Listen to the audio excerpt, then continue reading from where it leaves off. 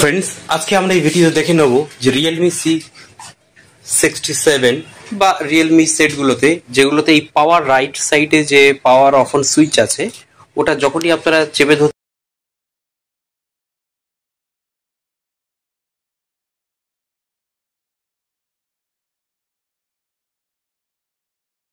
Power of on নবটা দিয়ে power of on হবে।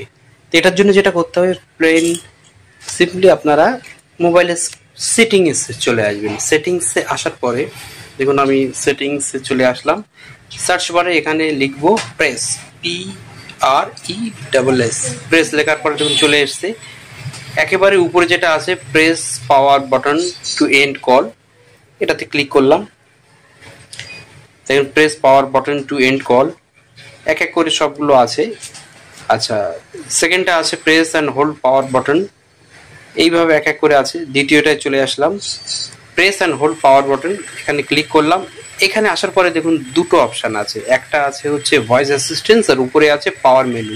পাওয়ার মেনুটা আমি অন করে দিলাম, দিয়ে জাস্ট সিম্পলি ব্যাক করব।